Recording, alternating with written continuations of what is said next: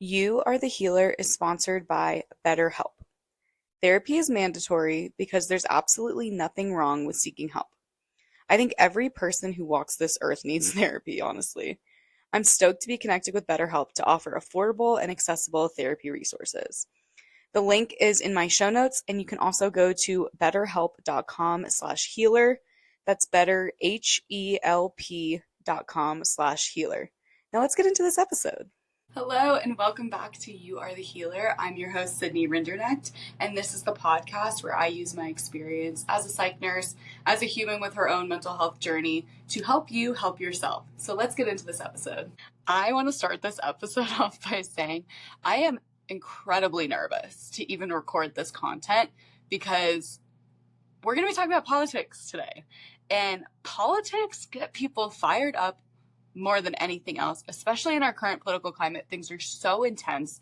It feels like our world is on fire. Everyone gets spicy and rowdy, which is completely understandable. And I just want to start by saying I'm nervous because I've been getting some hate on social media and things like that. And I know that recording about a topic that is so controversial, that gets people so worked up, is kind of putting myself in a vulnerable situation. However, I know that this message is way more important than the discomfort that comes from people being upset in my comment section. So we're going to be talking about how to have peace of mind and how to stay politically active without burning out, which is a fine art in today's world right now. And I want to start by saying that I am figuring it out as I go. I am in the ringer. I am with you. I am not an expert on these things. I am a human that has relevant experience, and I want to share things that have helped me and things that I've learned throughout the years, because politics are one of those things that are so deeply personal, okay? Politics affect every aspect of your life. And if you're wondering, why would I even want to listen to an episode about politics? Politics affects us all, whether you are aware of it or not. Politics affects your paychecks. Politics affect how safe you feel in our world. They affect your pronouns. They affect our health care. Politics right now affect the fact that I couldn't get bananas at the grocery store today. Okay? Politics are intertwined into everything in our life.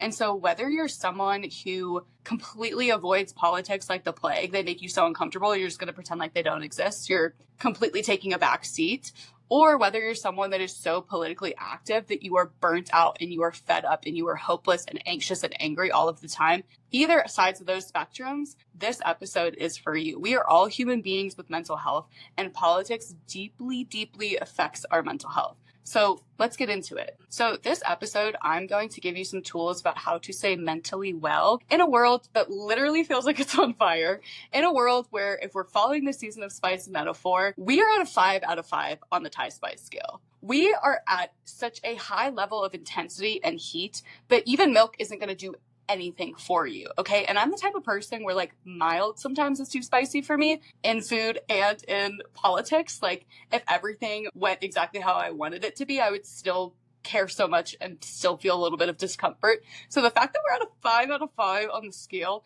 is so deeply distressing to me. And I'm sure if you're listening to this episode, it's deeply distressing to you. So we're going to talk about how politics affects our mental health. Why do we want to learn about this? What can we do? And I'm going to end with something that I think is very important, which is actionable steps to take. Because if you are consuming media about politics, if you are watching the news and getting dysregulated and upset, and that energy is going nowhere, that is going to deeply harm you. Whereas if you take those emotions that you have when it comes to politics, if you take that fear, that hopelessness, that anger, that wanting to shut down, that feeling of isolation, if you take these emotions and you alchemize them and you transform them into action, into change, that is when a difference can truly be made. That is when we can have hope, when we can actively start to change our current situation. So in this episode, I'm going to teach you how to take those really intense emotions that politics makes us feel and how to transmute them and alchemize them so that we can create change in our world. In this episode, we are going to talk about the art of being informed and not overwhelmed and the balance that that takes. We're going to talk about how do I stay politically active without losing my fucking mind, okay? And again, I'm learning this right there with you. I learned a lot when I was researching for this episode of tools that will help me. So please, I encourage you to have an open mind. And if you are someone that is looking for an argument, that you're looking to stir the pot, I send you so much love. And I really just want to remind you that I started this podcast. I started You Are the Healer because I genuinely want to help the world. And so if you're hating on someone who's literally just trying to spread love and light, I wish you peace. That's all. Okay. And my intention for this episode is at the end of listening, you will feel grounded, hopeful, and engaged and motivated to take action. Okay. So I want to start talking about evolutionarily how we got here in our brains. Okay. Just follow me. Bear with me. So as humans, from an evolutionary standpoint, having information makes us feel safer. Right? If you think back to the times when we used to live in small tribes and villages and communities, majority of the information we got was from other people in our tribe, other people that lived near us. We're saying, oh my gosh, bad weather is coming in. That is how we used to find out about things. There's a bear a mile away. Just be careful. We would feel safer having that information, and we would only get that information from other people. This is before, printer presses. This is before social media and news and TV. We used to get our information from each other. And our brains have not changed much in thousands and thousands of years. Our brains have not changed structurally at all. So our brains that were evolved to only get information from other people in our community with what's around us are now oversaturated with news about every little thing in the world. And news, the way that it gets you hooked is by being emotionally charged. We're not hearing the news that makes you feel good. We're not hearing things that are slightly positive. We're hearing things that are utterly, completely devastating because that's what gets us hooked. You're going to click on a headline that's so profound that you have to know what's in it versus something that's just lukewarm, okay? And nowadays we have access to every news headline all over the world at our fingertips. In a quick Google search, you can find the most devastating things that happened all around the world in the last 24 hours. And to me, that's really what the news feels like. It's like a competition of the most atrocious headlines to get you to engage, to get you to watch, to get you to read. Okay. And I talk about this because a lot of times when we consume news, it completely dysregulates our nervous system. And I'm not saying that you shouldn't listen to the news. We will get into how to stay actively informed while taking care of yourself. I just want to start from this place of saying our brains are not evolved to have this much information. And at the same time, it is our human instinct to gather as much information as we can to be safe. So whether you're someone who feels like you need to always be in the know of what's happening to be safe, or you're someone that any type of news completely dysregulates you, these are both because of how we evolved as human beings. And I want to talk about this because it's like, okay, knowing that our brains are not meant to have this much information, knowing that the news is deeply emotionally charged, how can we consume news in a way that's healthy and take care of ourselves at the same time? Staying informed and being aware of what's going on in our political climate can cause so many emotions, so many profound, intense emotions. And I just want to talk about a couple of them that are typically common when you read the news, when you hear what's going on in the world, when you're faced with so much polarization and dividedness in our country, America specifically, but this isn't just for people in America. It's just where I live and that's where my experience is coming from. So a big feeling and one that I feel so deeply is hopelessness. So this is feeling like nothing will ever change. And expanding outside of this topic, hopelessness is a very, very devastating feeling, and it's so harmful. Feeling like nothing is ever going to change is such a difficult place to be. And so I talk about it because you are completely valid if you feel hopeless when it comes to politics, our government, all of that stuff. I feel that way too, okay? And I'm sharing this because I'm going to give you tools on how we can manage these emotions. And I just want you to know that there's nothing wrong with you if you feel this way. It's common to feel this way given our current state of the world, and you're not alone. Another really common one, and this is one that literally grips me by the throat, is fear and anxiety. This is worrying about your safety, worrying about the future, worrying about climate, humanity, instability in our world. And I want to say that sometimes with anxiety, it can feel like, oh my gosh, I'm catastrophizing. Oh my gosh, this is so out of proportion. But when it comes to our political climate right now, the anxiety is valid. The anxiety is not out of proportion. At least in my experience, my anxiety feels completely justified. And the fear that that almost paralyzes me is for good reason. Okay. And so sometimes with our thoughts and our emotions, it's like, oh my gosh, this is kind of out of proportion to the situation. But with politics, it's unique because a lot of times our big emotions are completely justified and a completely normal human reaction given the situation that we're in. Another big reaction and emotion to politics is complete shutdown, complete dissociation. I'm someone that likes to avoid things when they're uncomfortable and hard and make me anxious. This is actually new information. I didn't really know this about myself until recently. But for me, it's so much easier to pretend like something doesn't exist, to shut down, to dissociate, because that to me is like, I'm in survival mode. I cannot handle this information right now.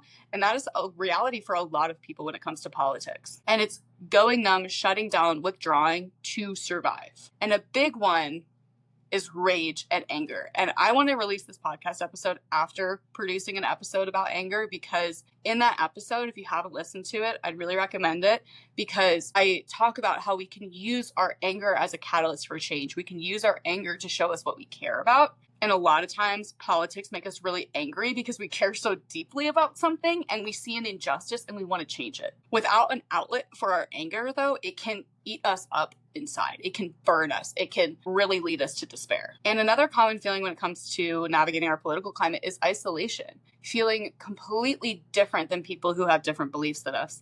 Feeling like we can't connect with a large number of people. Feeling like we are alone for having these beliefs, alone for having these thoughts, and that really feeling unsafe and that we cannot connect with people, we can't open up to them because we are so different. I'm going to do an entire episode on how to have conversations with people who have different political beliefs than you, how to connect with people that are different than you, how to have hard conversations, because I think that is such a big piece when it comes to politics. But I don't even want to touch it right now because that's its own entire episode, okay? So stay tuned for an episode about navigating relationships with people who have different political beliefs than you. That's not what this episode is. And now I want to talk about some signs of political burnout. So this is for you to know, okay, maybe I need to take a break. Maybe I need to do some self-care. Maybe I need to pause just for a second because, again, with politics, it really is the art of staying informed but not overwhelmed. Signs that you are politically burnt out, signs that you are dysregulated is doom scrolling. Oh my gosh, this one gets me like no other. And doom scrolling, especially if you're following a lot of news outlets on Instagram or, whatever you use, I want you to be really conscious of the media that you're consuming, because a lot of times, like I was talking about earlier with the news, on social media even too, there's these videos of things that are atrocious, just like crimes against humanity are going viral on social media. And it's like our brains, we see that information and we know that that information is important and we want the information because, like I said, evolutionarily, it helps us feel safer, staying informed and staying involved. But at the same time, we are not meant to see things that are incredibly upsetting all the time, every day. Okay, I just think of the last time you saw a video that was really fucked up on social media. I think about videos of mass shootings just on my feed. We are not meant to consume these kinds of things. And yes, they are going on. And yes, it is important to know what's going on. And at the same time, if we're doom scrolling and it's devastating, of course we're going to be upset. Of course we're going to feel burnt out. And so that's a big symptom of burnout, is if you're just doom scrolling, your mind numbing on social media, and you feel like you can't click away.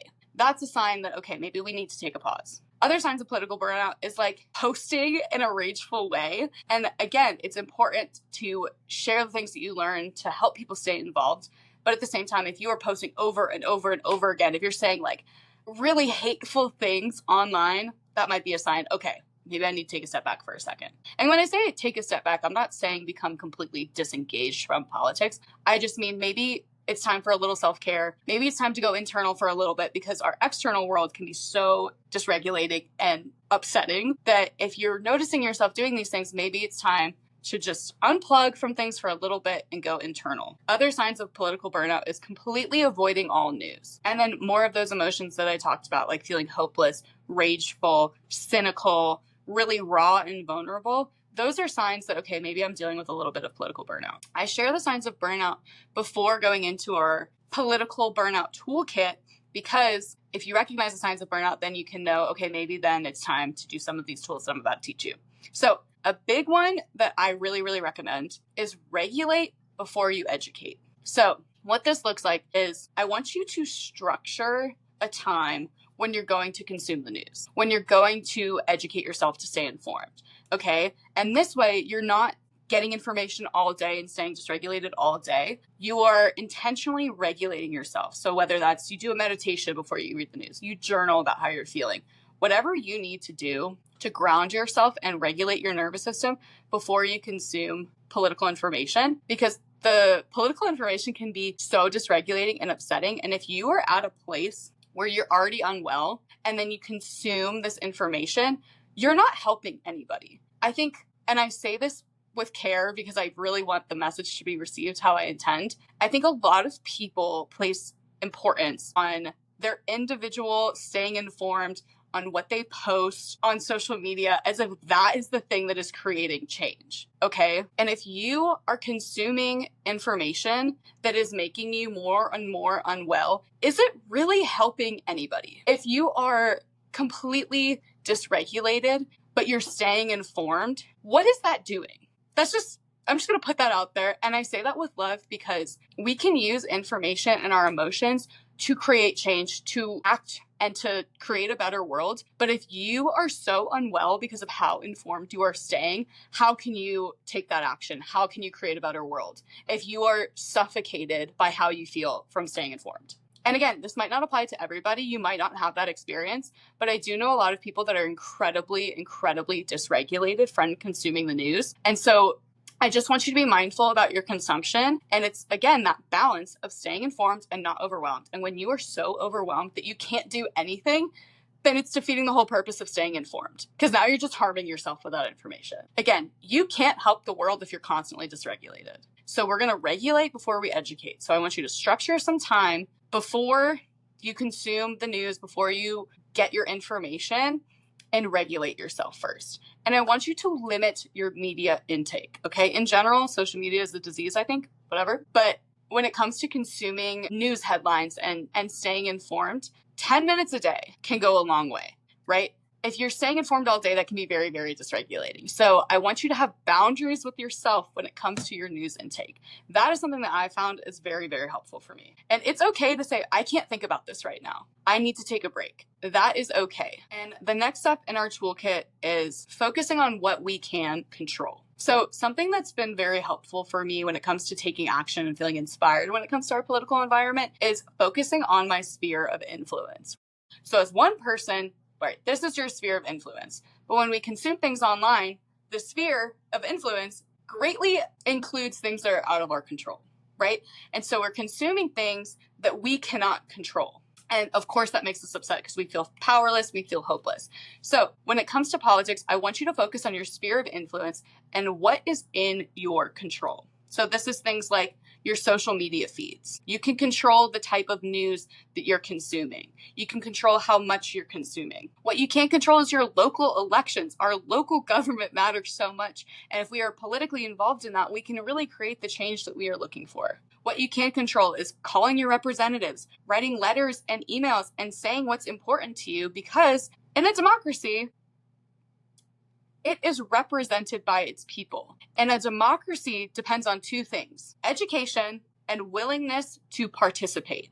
So if we are unwilling to participate, if we're so overwhelmed by politics that we are not vocalizing what's important to us, then our government is not going to be representative of what we care about. Okay. And a great way to be involved is at the local level, calling your representatives, writing them letters and emails, making your voice known. And it is the jobs of our representatives to represent us and what matters. And they don't know what we care about and what matters to us if we don't tell them. Another thing that's in our control is where we spend our money. So being intentional about what we buy and who we buy from can directly affect how things go. Boycotts have worked time and time again through history. And so I want you to focus on what are the things that you care about? What are the things that are deeply personal to you that you want to create change around? And a good way to know this is what makes you angry? What makes you so ticked off that you could literally scream? Like, even as I'm recording this episode, I'm getting so worked up. So not only determining where you spend and who you buy from, but also donating to different organizations that matter to you. That is a great way to give the power back to our communities and see the change that we'd like to create is by donating to organizations that matter to us. And a great way to put our money where our mouth is by supporting mutual aid and grassroots organizations. So mutual aid is basically direct care in your city. So you can look up mutual aid blank and type in your city or your county. And then resources will pop up, and mutual aid is things that helps people get their groceries. It helps people find shelter, transportation, things like that. And that is a way in our sphere of influence that we can make a humongous change in people's lives. I know it's so upsetting to think about the policy changes that are happening, executive orders that are going to greatly affect people's lives. But a way that we can take our power back and directly help other people is by things like mutual aid. And also reoccurring donations or volunteering at grassroots organizations is very, very helpful. And something that's really helped me determine my sphere of influence is finding something that I'm skilled at and using that skill for good. So I got the opportunity to go to the Colorado Capitol and help pass legislation that helps youth mental health, right? We passed bills on smartphone restrictions in schools because having kids scroll on their phones all day, every day is, first of all, how are you supposed to get an education if you're sitting there on your smartphone the whole time? And there's things like cyberbullying and feeling disengaged. And so I was able to go to the Colorado Capitol and advocate for youth mental health and advocate for bills that I thought were very important to me. And something that was so cool about that experience is I felt so empowered after. I was like, oh my gosh, my voice matters. I can make a difference. And so whether that's voting in your local elections or going to your state capitol and speaking up for things that are important to you, our voices matter. We are technically still in a democracy. So use your voice. Your voice matters. Your voice can make a difference. But a huge part of this is I want you guys to know, do not give up hope, because when we give up hope, we give up our power. Have hope and stay involved. That is how our government is going to keep representing its people, is by staying involved, by continuously speaking up, by getting in community, by donating to local organizations, by doing things that matter to you. Because if we completely disengage, our interests are not going to be represented. Now, when it comes to making change in the area of things that we can control, I'm going to provide a lot of resources in the show notes, but I'll talk about them now too. So when it comes to calling your representatives, if you're someone like me that has phone anxiety, especially when it comes to things that I get a little escalated about, there is an app called 5 Calls, and you select what's important to you, and it literally gives you a script of what to say and who to call. So I will link that in the show notes below. So there's this really easy thing that you can do called Resist Bot, which is where you text Resist to 50409. And again, I'll put that in the show notes. And that is a really easy way to send letters, emails, signed petitions all on your phone. Super easy, under 2 minutes. You can also write handwritten letters to your representatives. Those really tend to stand out because it shows that you care enough to put the work in. And your message doesn't have to be perfect. It just has to be there. If we are actively vocalizing what's important to us and stating our needs and our preferences, then we can make a difference. Another thing in our local sphere of influence is voting in every election, not just the big ones, voting in our school boards, our reproductive rights, our housing, taxes, libraries, things like that. There are local elections that really greatly make a difference in our everyday lives. Other things that are in our sphere of influence is educating ourselves and educating others. So this could be sharing stories with people in your circles. This could be reading a book to educate yourself. This could be staying informed, things like that. Those are in our sphere of influence. And a big thing when things are in our control, things that are in our control, is knowing when to take a step back. Okay. And I say this with love. This can look like setting a timer when you're reading the news, setting a time block, and honoring those boundaries. This can look like taking a digital detox, and then when you consume media, doing it with intention and doing it with mindfulness. And the last piece of things that are in our control that I want to talk about is something is better than nothing. So I think a lot of times in our brains, we're like, it has to be 0 or 100%. It's black or white. And if I don't do it all the way, then it doesn't count. That's so not true. I like to use the example of vegetarian and veganism. So I became vegetarian for a bunch of reasons. I've been vegetarian for 8 years now. And a big reason why I did that is because of our climate. And I'm not going to get into all of it, but a lot of times when I tell people that I'm vegetarian because I care so much about the environment, they're like, oh my gosh, I could never do that. Like I could never completely cut out meat forever. And it's like, some is better than none, right? So if you reduce your meat intake, if we're following this example, that still helps. Just because it's not 100% doesn't mean it's not helpful. Things like if you're using public transportation instead of your car to get places. Some is better than none. Reducing your carbon footprint in any way you can is still helpful, even if it's not completely perfect. Some action is better than that. And so whether that looks like reducing your spending on certain corporations that you know don't have your best interest in mind, even if you're still buying from that company or that organization, if you're reducing the amount of money that you're giving them, that still helps. That's still action that matters. And so those are things that are in our control that we can change. And now I want to talk about what happens when there are so many things that are out of our control that we feel completely helpless and powerless for,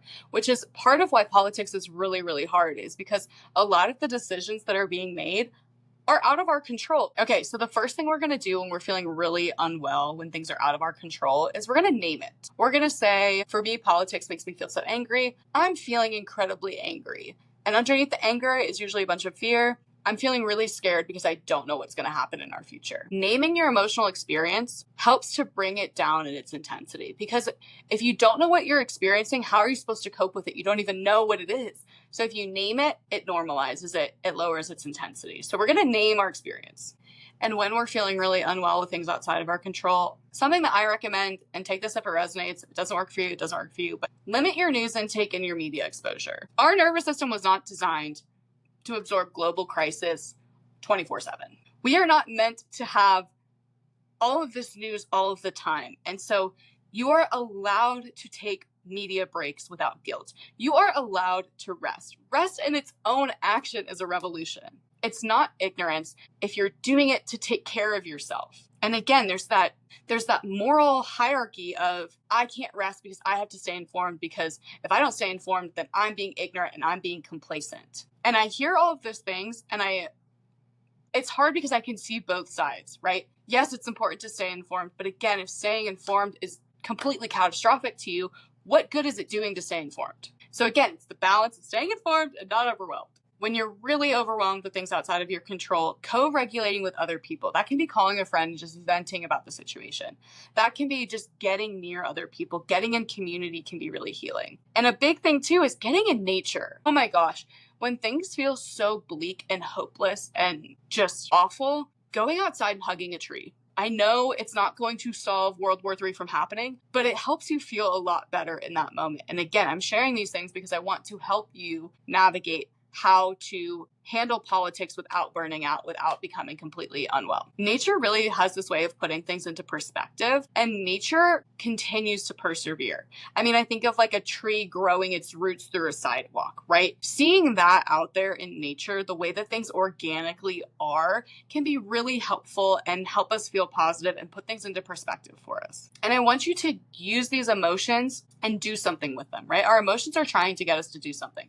So whether you need to cry, move your body, whatever you need to do to express your emotion, I encourage you to do that. Because if it's just living inside you, it's going to consume you. And our emotions are energy. They're just looking to be expressed. And something that can be helpful when we're dealing with things that are outside of our control is grounding ourselves in history and the fact of resilience time and time again. Human history has been in times of turmoil plenty of times, and people have survived, they've resisted, they've rebuilt, they've overcome. So you can be reassured by learning about how humans have survived times like this before.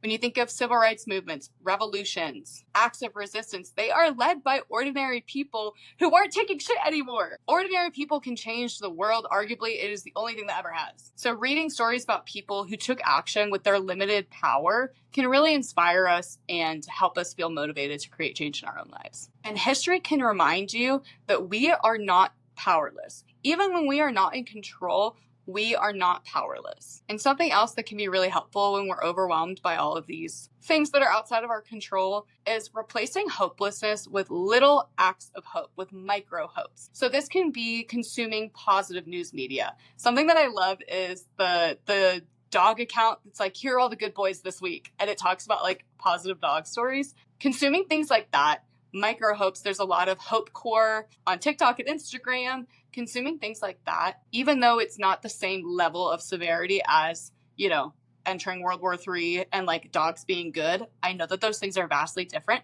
but consuming little things of hope can help you feel less hopeless. And that's what I'm trying to do in this episode is I'm trying to give you tools to manage the emotions that come with navigating politics in our current world. Little acts of hope can be asking yourself things like, what's something small that's working in my life? What's something good that's happened today? What kindness did I witness this week? What gives me even a little bit of hope? What goodness have I noticed in other humans? And this hope can be a practice. This can be a journaling thing. You can have a section in your notes app in your phone of people being good.